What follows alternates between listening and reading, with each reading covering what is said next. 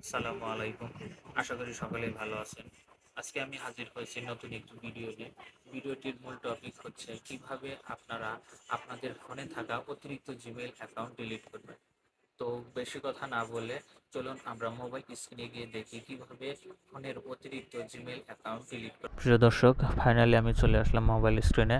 Mobile স্ক্রিনে আসার পর আপনারা যেটা করবেন, আপনারা প্রথমে যাবেন হচ্ছে গুগলে। আমি গুগলে প্রবেশ করলাম। গুগলে প্রবেশ করার পর আপনারা মোবাইলের একদম ডান কর্নারের উপরে দেখতে পাবেন একটি জিমেল আইকন। এই জিমেল আইকনে ক্লিক করবেন। জিমেল আইকনে ক্লিক করার পর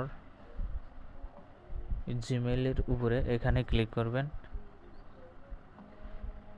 এখানে ক্লিক করার পর আপনারা একদম নিচে আসবেন। নিচে এসে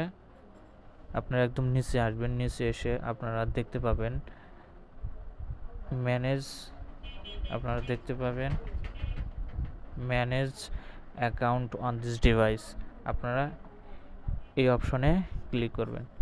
এই অপশনে ক্লিক করার পর আপনারা নিচে বেশ কয়েকটি জিমেল অ্যাকাউন্ট দেখতে পাবেন।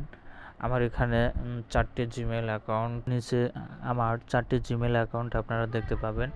4টে জিমেল অ্যাকাউন্টের ভিতরে আমার যে কোনো একটা জিমেল অ্যাকাউন্ট আমি আপনাদেরকে ডিলিট করে দেখাবো এখন। আমি আমার জিমেল অ্যাকাউন্টের একদম নিচে যে জিমেল অ্যাকাউন্টটা আছে, সুমন খান 11334@gmail.com, আমি এই জিমেল অ্যাকাউন্টটা আপনাদেরকে এখন ডিলিট করে দেখাবো। আমি এর উপরে চাপ দিয়ে ধরার পর আপনারা নিচে দেখতে পাবেন এই রিমুভ অ্যাকাউন্ট। আমি যদি এখন এই রিমুভ অ্যাকাউন্টে ক্লিক করি তাহলে আমার এই জিমেল অ্যাকাউন্টটা কিন্তু ডিলিট হয়ে যাবে। তো আমি রিমুভ অ্যাকাউন্টে ডিলিট করলাম।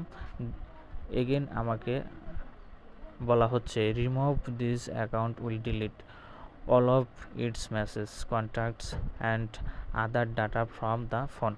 মানে আপনার এই জিমেল অ্যাকাউন্টটা যদি আপনার ফোনের যে কোনো অপশনে যদি লগ ইন করা থাকে, সব অ্যাকাউন্ট থেকে এটি রিমুভ হয়ে যাবে বা ডিলিট হয়ে যাবে। তো আমি রিমুভ অ্যাকাউন্টে ক্লিক করলাম। আপনারা দেখতেই পাচ্ছেন আমার 4টে জিমেল অ্যাকাউন্টের ভিতরে কিন্তু ওই জিমেল অ্যাকাউন্টটা কিন্তু ডিলিট হয়ে গেছে। এভাবে আপনাদের ফোনে থাকা অতিরিক্ত জিমেল অ্যাকাউন্ট কিন্তু ডিলিট করতে পারেন। তো যদি আমার ভিডিওটি ভালো লাগে অবশ্যই আমার চ্যানেলটিকে সাবস্ক্রাইব করবেন, লাইক কমেন্ট করে জানাবেন আপনাদের কী কী জানার প্রয়োজন আছে। Thank you so much. ভালো থাকবেন সবাই।